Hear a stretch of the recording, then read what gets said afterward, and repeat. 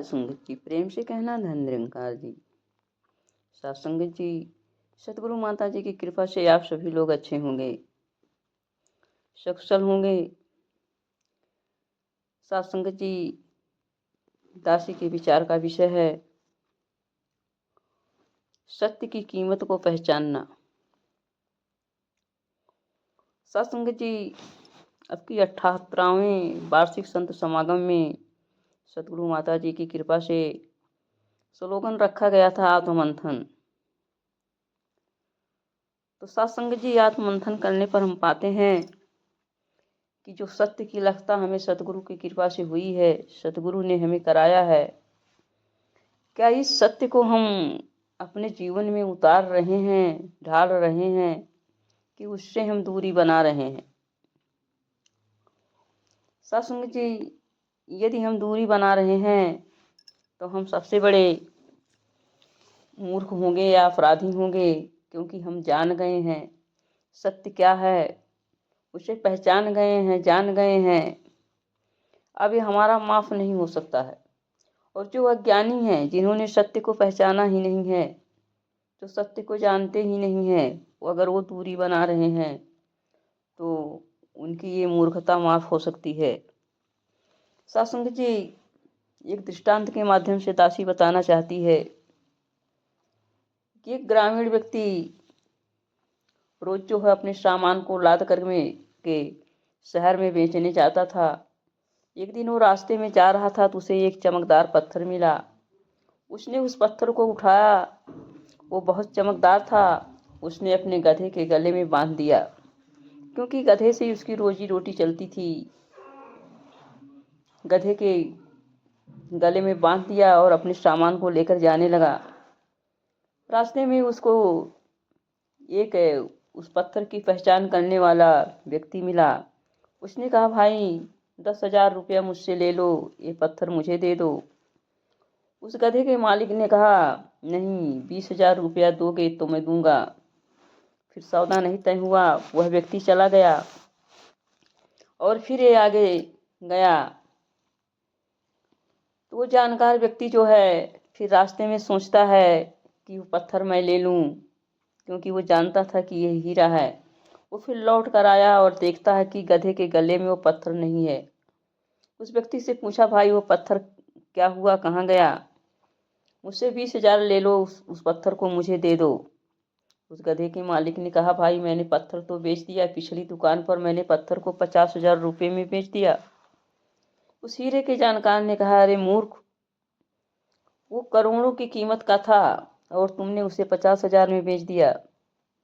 उसने कहा, मूर्ख मैं हूं कि तुम हो? मैं तो उस पत्थर को पहचानता नहीं था कि हीरा है कि मिट्टी है। तुम पहचानने वाले थे और तुमने 10,000 की खातिर जो है करोड़ों की कीमत वाला हीरा छोड़ दिया। तो तुम मूर्ख हो कि मैं मूर्ख हूँ? मुझे तो जानकारी नहीं थी। सत्संग जी, कहने का भाव है, जो हीरे को पहचानता था तो 10,000 रुपये के लिए, यानी थोड़ी सी मेहनत के लिए, उसने उसे करोड़ों की कीमत वाले हीरे को छोड़ दिया और हीरा 50,000 में चला गया। वह व्यक्ति तो इस हीरे के बारे में जानता नहीं था।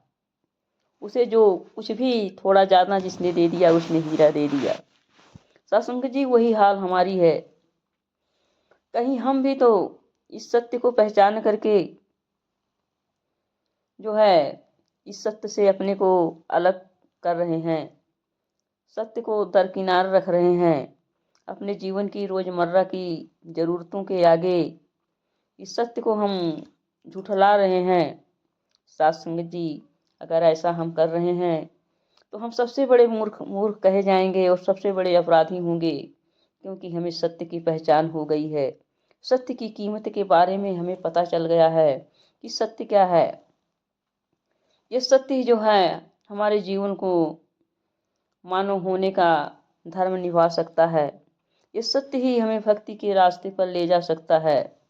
ये संतों की संगति में सत्य को दृढ़ कराया जाता है और संतों की संगति ये अमृतमयी संगीत है। साथ संगत जी, अगर हम इस सत्य को अपने रोजमर्रा की जिंदगी में तवज्जो नहीं देते हैं, इसकी प्राथमिकता नहीं देते हैं, तो साथ संगत जी हम सबसे बड़े मूर्ख हैं। अगर हम अपने जिंदगी में पहले इस सत्य को, पहले सत्संग को, पहले सेवा को प्राथमिकता देते हैं, फिर जा करके अपने घर के कामों को प्राथमिकता देते हैं, तो साथ संगत जी समझिए हम भक्ति के रास्ते पर चल रहे हैं। और अगर हम सत्य को अलग रख करके, सेवा को दूर करके, सिमरन को दूर करके हम अपने पारिवारिक गृहस्थ जीवन में उलझे हुए हैं, तो साथ संगत जी अपने मानव शरीर को हम गर्क में डालते चले जा रहे हैं। फिर हम उसी आवागमन के चक्कर में पड़े रह जाएंगे जिसमें हम फंसे हुए थे। और साथ संगत जी लास्ट में क्या होगा, क्योंकि अब हम जानकार हो गए हैं, और जब फिर इस निरंकार परमात्मा के सामने हम मौजूद होंगे, तो साथ संगत जी हम बख्शे नहीं जाएंगे, हम माफ़ नहीं किए जाएंगे, क्योंकि हमें जानकारी मिल गई थी। इस जानकारी के बावजूद भी अपने जीवन को हमने नष्ट कर दिया, इस अमोलक मानव शरीर को व्यर्थ में गंवा दिया, एक एक कीमती सांसों को हमने व्यर्थ कर दिया। तो आइए साथ संगत जी हम विचार करें कि जो हमें सतगुरु की कृपा से ब्रह्म ज्ञान की लगता हुई है, सत्य की जानकारी हुई है, हमारे जीवन में इसी की प्राथमिकता हो। इसके बाद चाहे जो कार्य हो, अगर इसकी प्राथमिकता हम देंगे तो हमारी भक्ति जो है परवान होती चली जाएगी, और हमारे जीवन में सुधार आता चला जाएगा, और हमारा परलोक तथा लोक दोनों सुहेला हो जाएगा। प्यार से कहना, धन निरंकार जी।